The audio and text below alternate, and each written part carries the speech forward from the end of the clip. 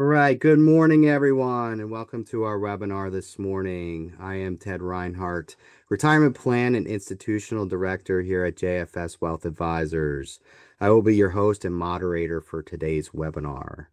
Today's discussion is entitled Understanding Non-Qualified Retirement Plans and Wading Through Unconventional Options. Throughout the presentation this morning, we will be covering common non-qualified plan types, tax considerations for each plan type, and how to choose the right plan for your goals.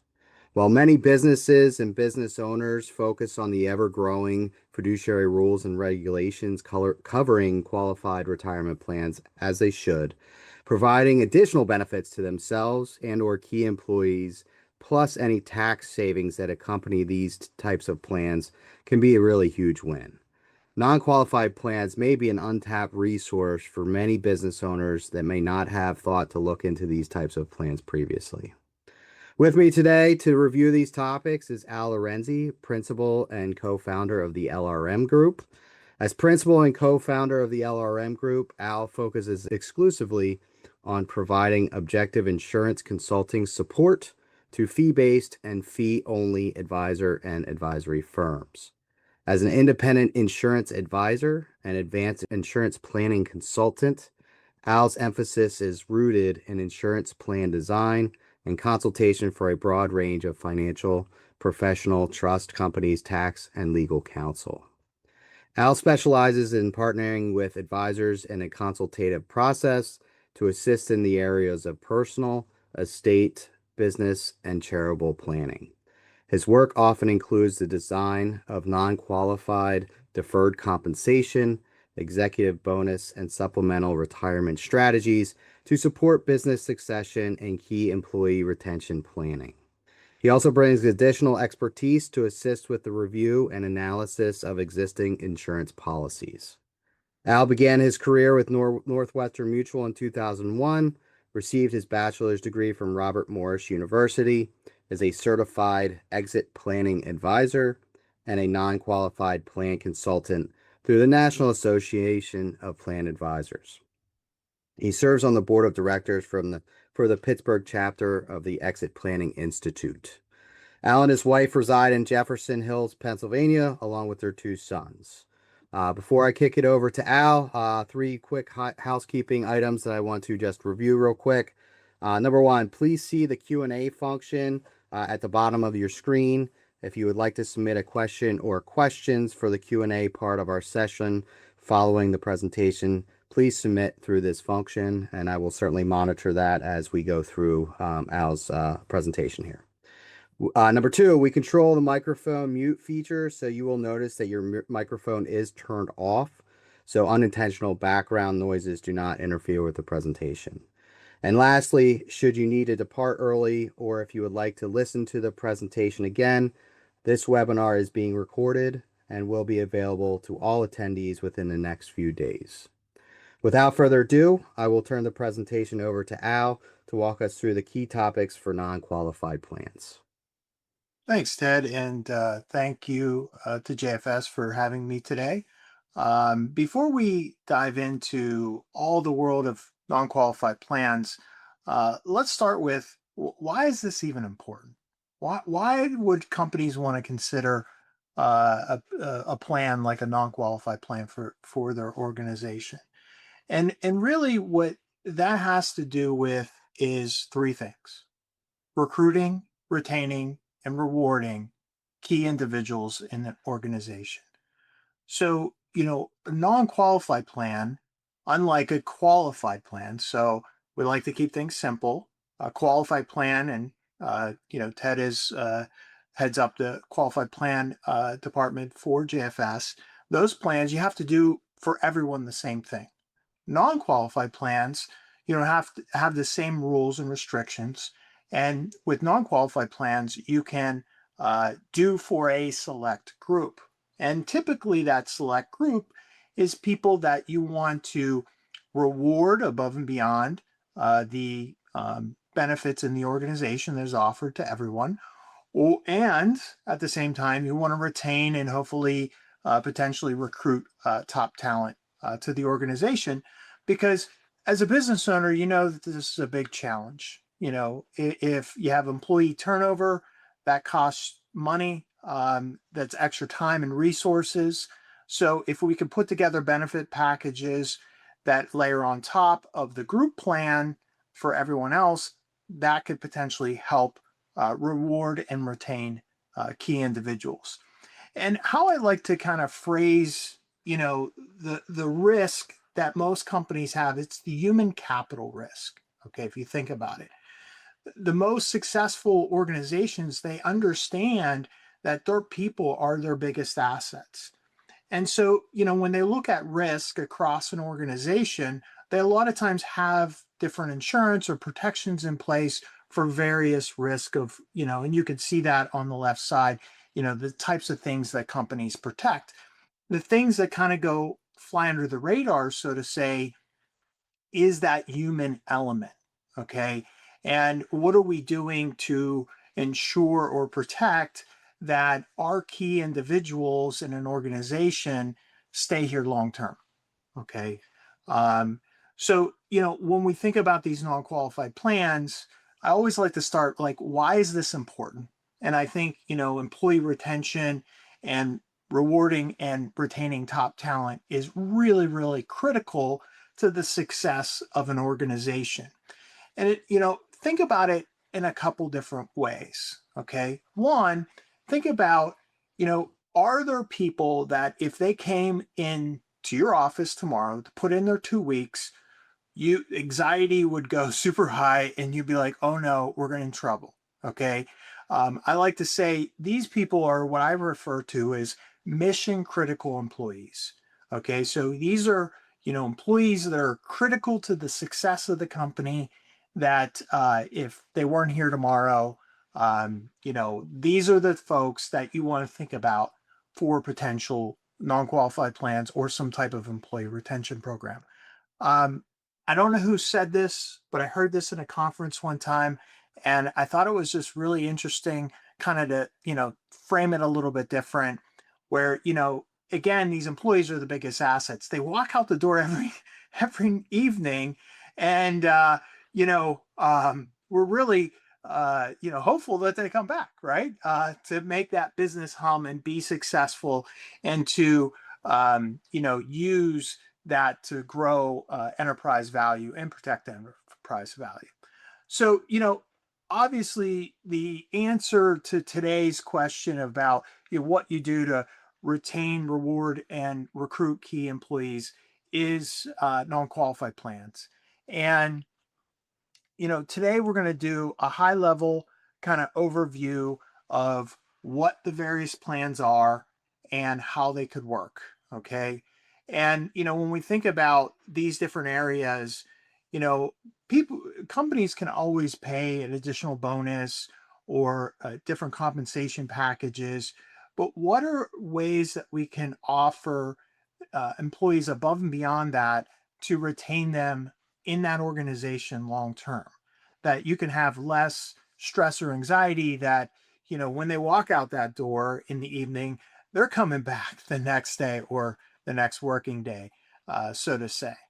um, so today we're going to cover a couple different types of plans in the non-qualified world. And we're going to go through some of the pros and cons and tax features in each of the plan. And then we'll do a high level kind of overview of all the plans and kind of a comparison.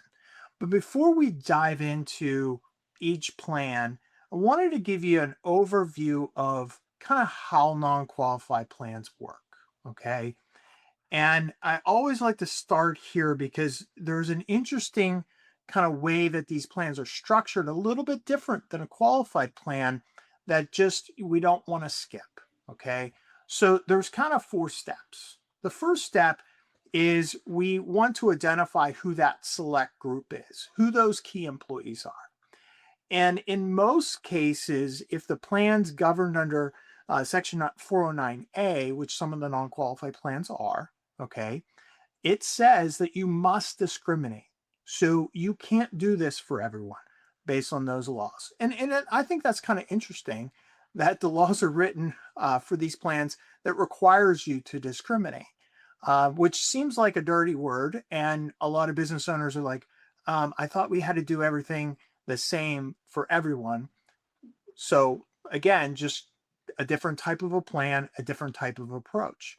All right, so step one, again, identifying who's that group. And then in some plans, there's an actual deferral or there's a contribution to the plan. And any money that's put into the plan is recorded as a liability on the balance sheet. Okay. And this is not money that's like in a 401k set aside in a separate account. And basically, the participants of a non qualified plan are a creditor to the company. So they're at some level at risk. If the company did go under, they may not get their money. Okay. And so that's a distinct difference between a non-qualified plan and a qualified plan, where in a 401k or some qualified plan, you're actually putting money in a separate account. This is going on as a liability, and you do not have a requirement to fund for that liability. So you could have an unsecured promise to pay these funds in the future. Okay. Now, step three, all the plans that I have done, Ted and I have worked on in the past, we do set up some informal funding.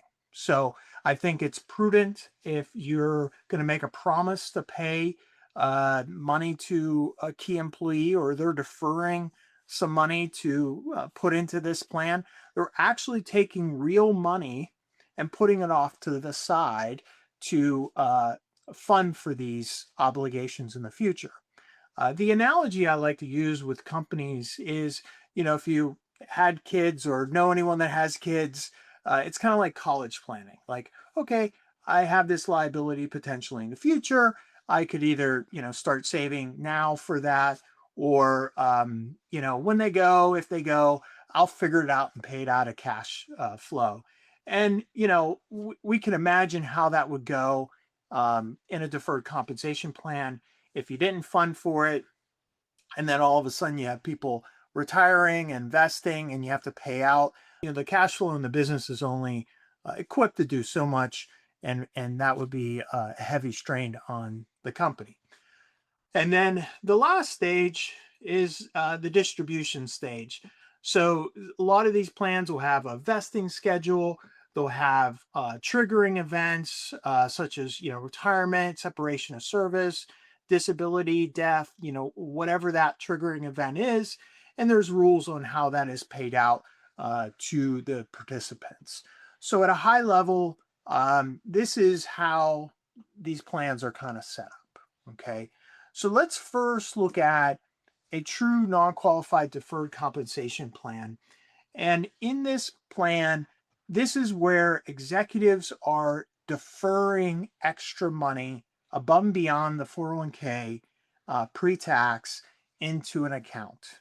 Now, in this account, there could be, employer match or contribution as well. Okay. Where we see some of these plans is layered on top of a 401k, where executives that have a very high income want to or need to defer extra money to hit their retirement goals, and they want to defer that tax into the future, similar into their, like they're using their 401k. Okay. The other way that we see some of these plans work in conjunction with a 401k is, let's say there's a group in the company that are limited on contributions or phased out of contributions because of testing. Companies will put this in place to give them a place to defer money for retirement. Okay. Now, in these plans, again, they're a liability on the books of the corporate balance sheet. And under Section 409A, there's triggering events if you retire, or become disabled, or you pass away. They could be paid out, and we can in the plan outline how those work. But on the these plans, we can put a vesting schedule only on the employer portion of the contribution. The employees, if they're deferring money into this, there can't be deferral, a vesting schedule on their deferral. Okay. Now, how this is treated from a tax standpoint, because the corporation owns this account, the executive is deferring, they're not picking that up as income today. Okay. They do have to, the FICA is factored into the deferral today. And if the employer's portion in the future, whenever they become vested, the FICA may be due depending on their income and other factors. But for the employer, the the tax deduction is not realized until money is paid out to that participant. Then it's done through payroll, and they get a tax deduction because they're paying it out as compensation. And that's where the employer and an employee will pick up the tax. Okay. So this plan is, again, one where we could have employee deferral and employer contribution. Sometimes you run it as a 401k mirror plan, meaning that the the deferral and the match are the same formula, or it could be something different. Okay. The other version of a non-qualified deferred comp, a CERT plan, is 100% employer funded. So no employee money. So it works similar to the non-qualified deferred comp plan. It's governed under all the same rules of 409A. The big advantage here for employers is they control what goes into that account 100%, and there's no employee contributions at all. So this could be great golden handcuff for key individuals, where you could put money in these plans additionally for retirement and put some vesting schedules that they'd have to stay for a certain amount of years, or they're phased in over a period of time. And so we can get really creative with a CERT plan. One of the things that you could do is run it like a profit sharing plan for that select group to incentivize those key individuals to have some skin in the game, so to say. So I've had companies in the past where they want to reward some of the top talent based on how the company performs, and then give them some skin in the game so that they are more cautious about how they're using their time, corporate resources, and stuff like that to make the company more profitable. But they don't want to give them actual ownership or stock in the company. These plans are what I call, contribution plans. So you can define what the contribution is each year. It could be, nothing. It could be a lot, or it could be a little. So there's no contribution limits into these types of plans.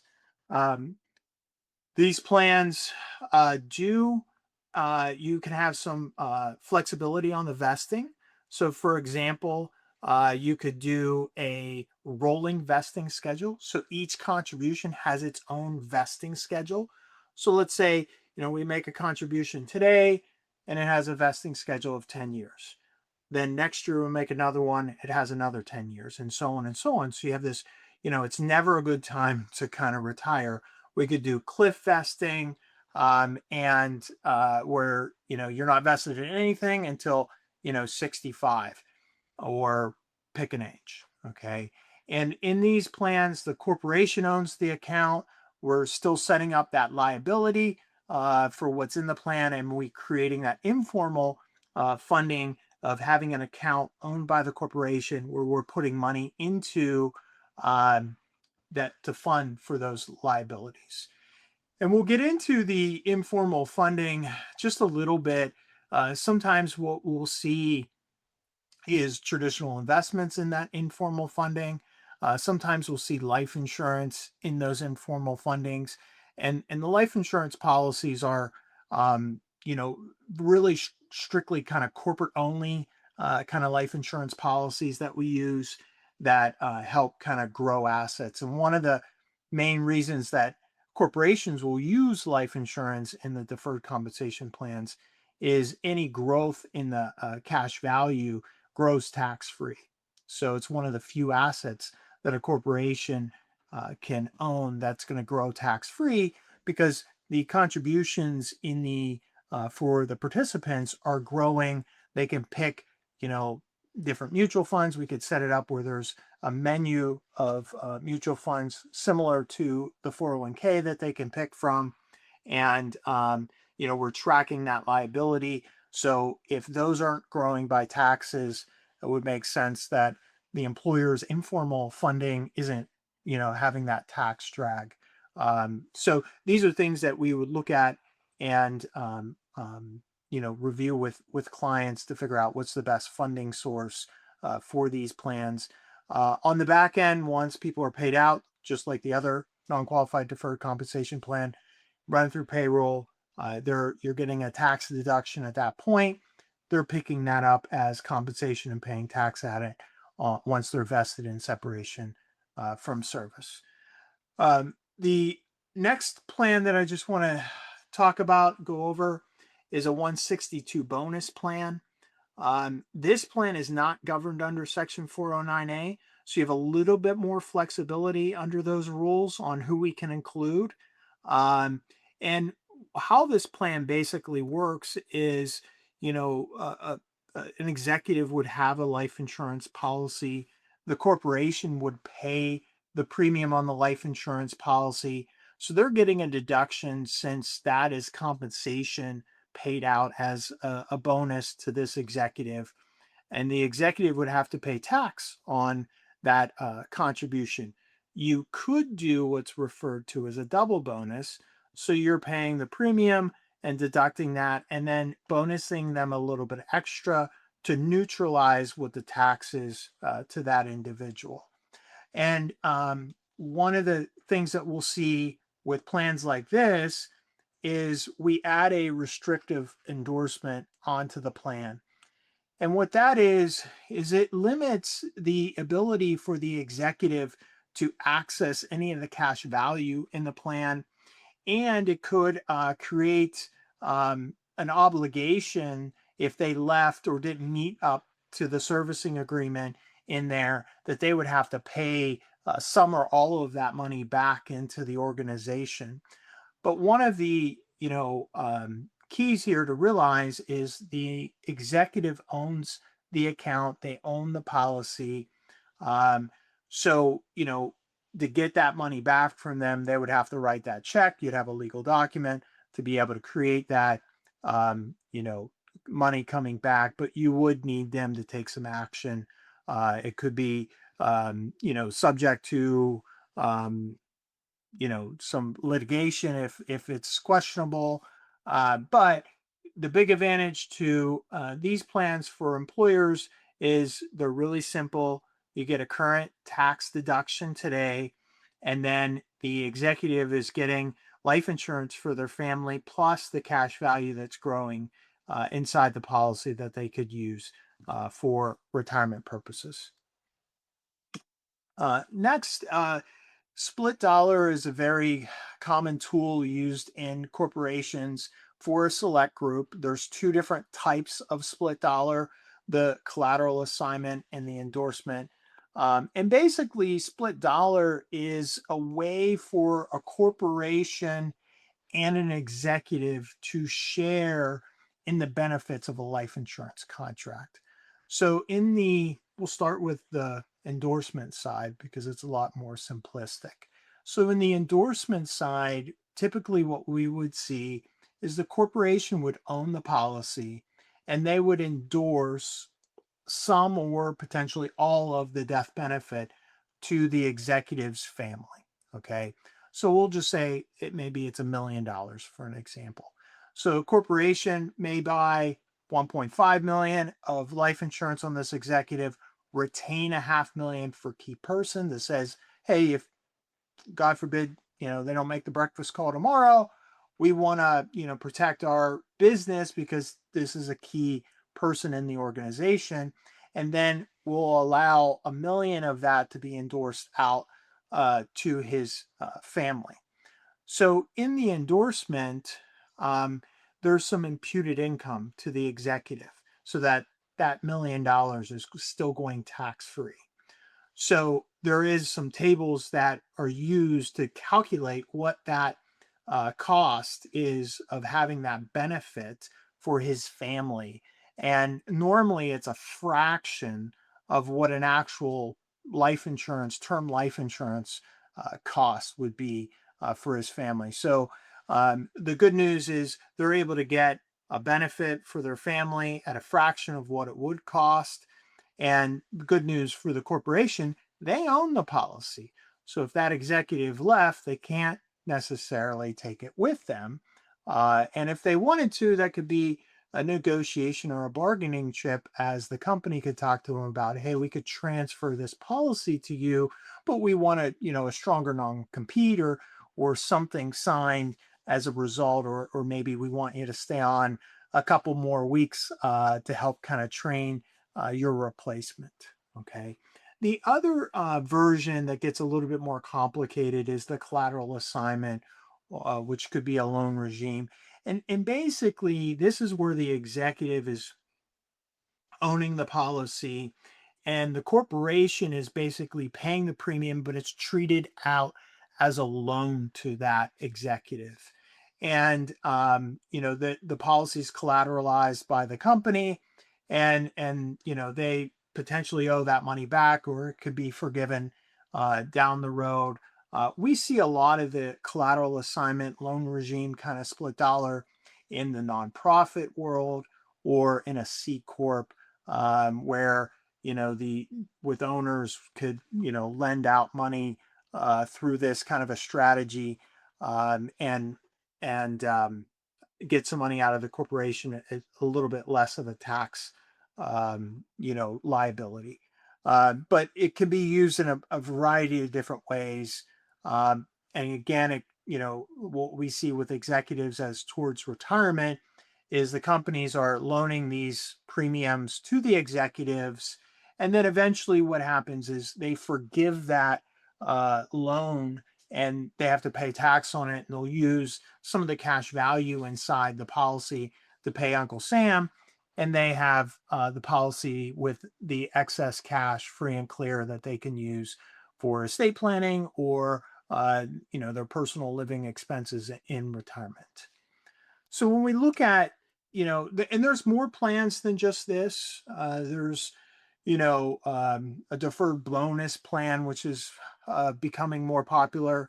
But generally speaking, we're working with employers. These are the kind of the plans that we usually start with.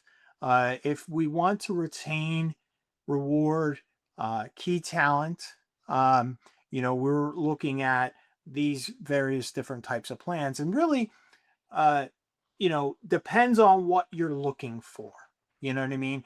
So, and that's why, we just said, all right, the features, like who funds these, that's important.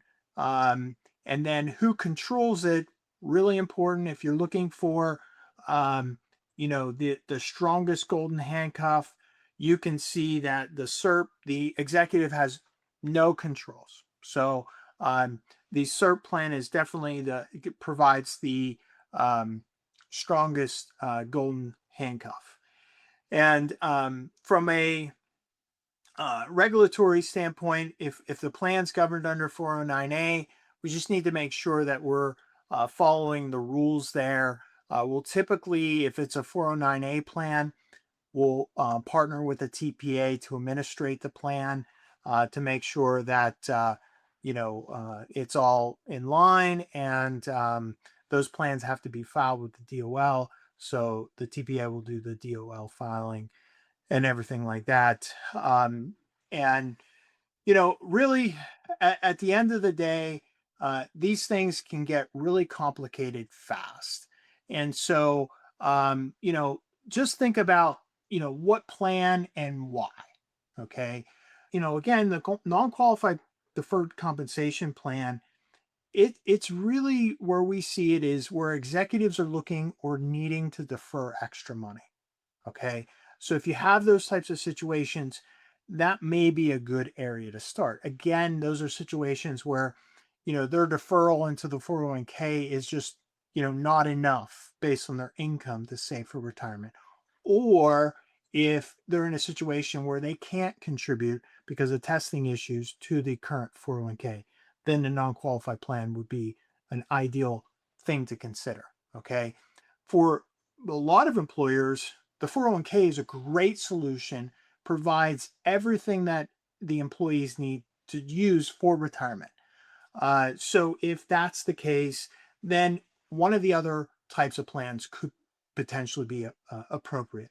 Again, the SERP plan is a kind of an employer only funded retirement plan for a select group.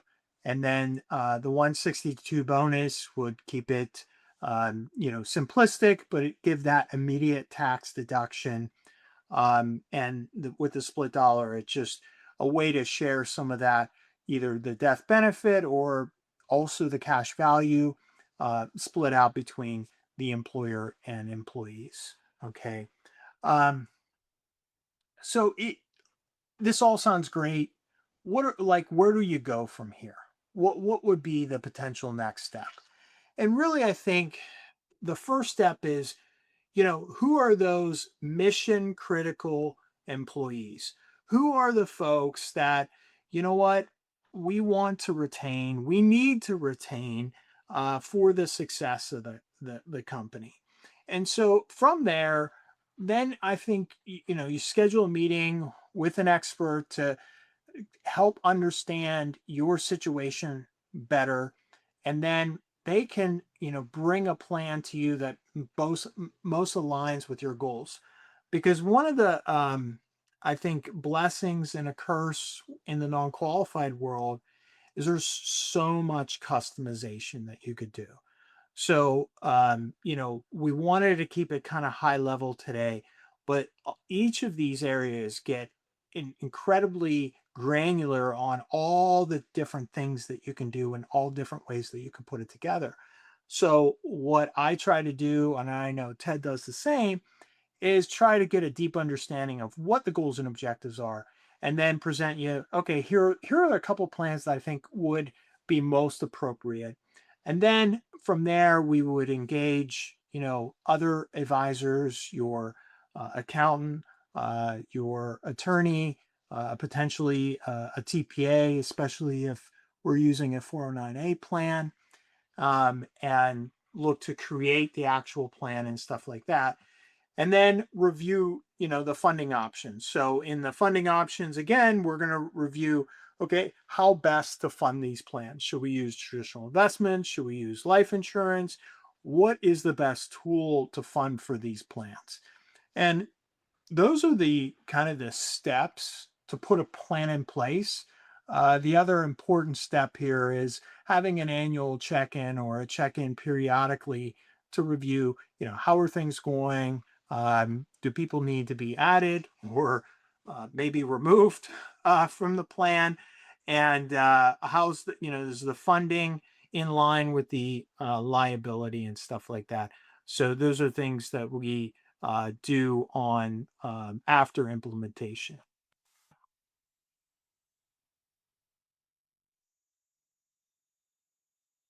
So this is the JFS disclosure page, and then we're going to move to any questions.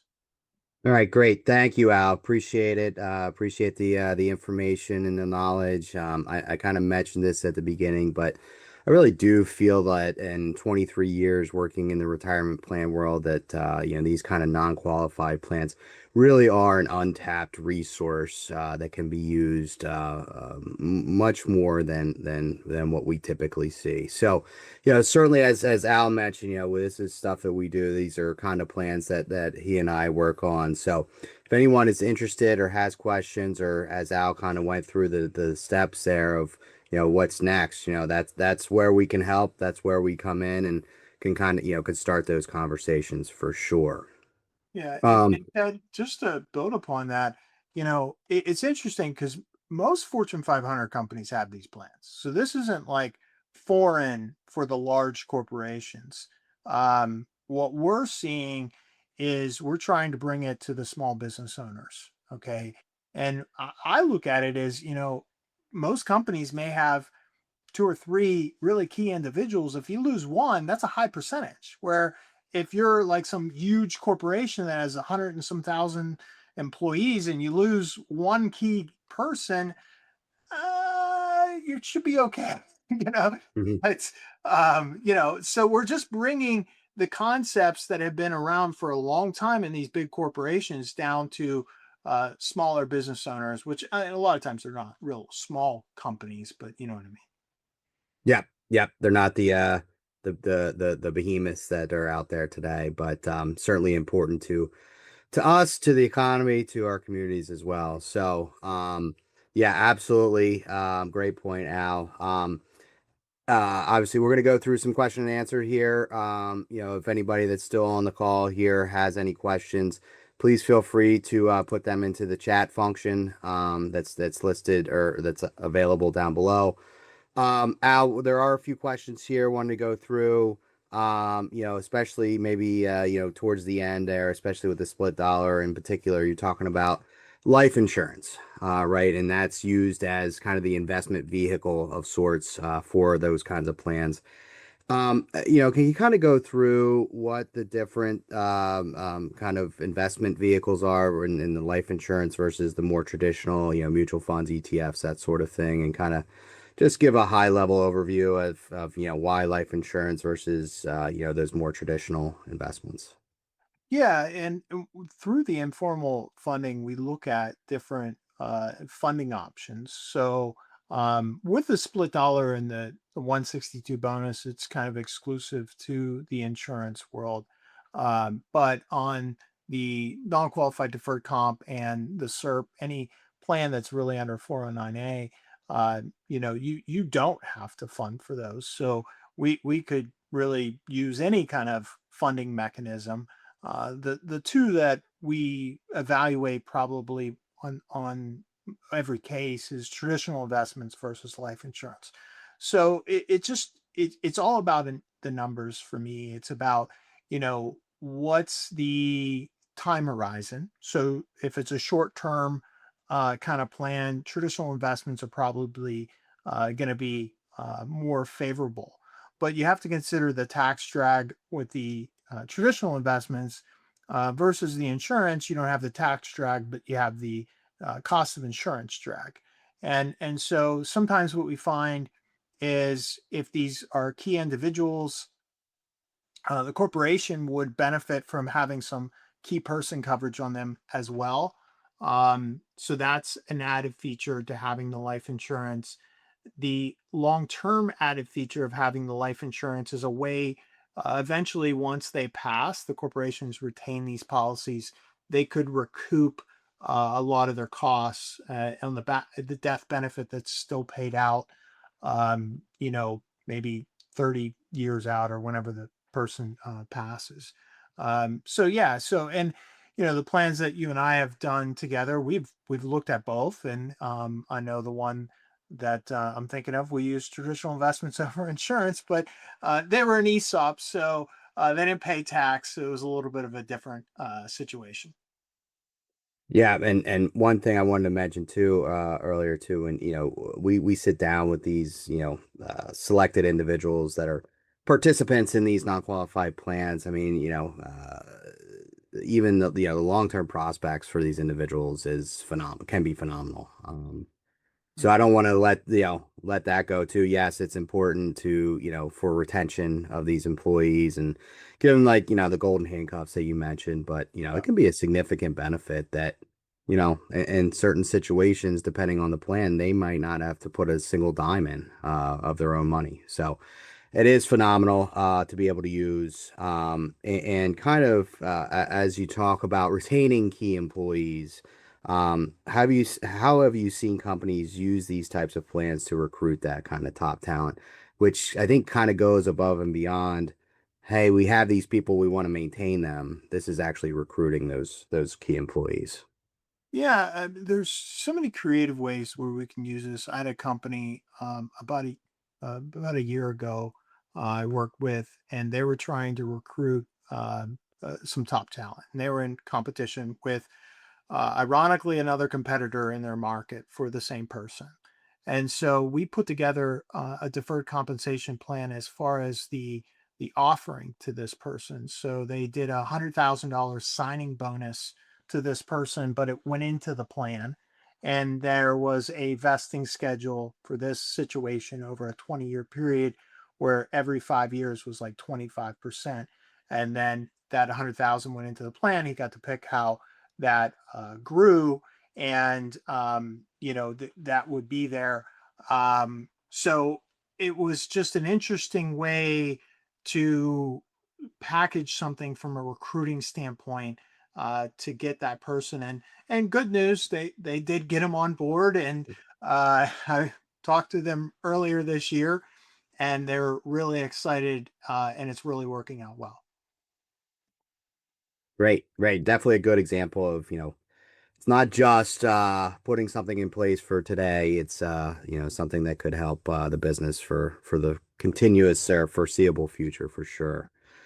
Last thing here, and you kind of mentioned this a little bit earlier, Al, when you're talking about, 401k plans and the non-discrimination testing that is required. If there are plan owners or business owners that for purposes of those non-discrimination testing is kind of limited, um, what they can put in as far as their own deferrals and contributions. Are there non-qualified plans that are good for the owners of the companies as well, of the businesses? Yeah, so typically, because the account is owned by the company, there's not an advantage for owners to participate in a plan. Um, and I'm talking specifically about any pass-through kind of organizations, okay, which tends to be the bulk of the companies that we deal with. So if you're a C corp, uh, or another kind of structure like an ESOP or something, maybe, but generally speaking, we do not put owners into a non-qualified deferred compensation plan, the because of the pass through, and there's really not a tax advantage for them. Okay. All right. Well, Al, again, appreciate your time and expertise here this morning. Thank you to all of our attendees on the call today. If you have a question that you do think of after we sign off here, please let us know. Al and my contact information, email information is there on the screen. And certainly as a reminder too, if you missed part of the webinar, or you'd like to re-listen to it later on down the line, a recording will be sent via email to all attendees within the next few days. We sincerely appreciate your attendance. Hope you enjoyed the topic and learned something of value. We look forward to you joining us again in the future. Thank you very much and have a great rest of your day.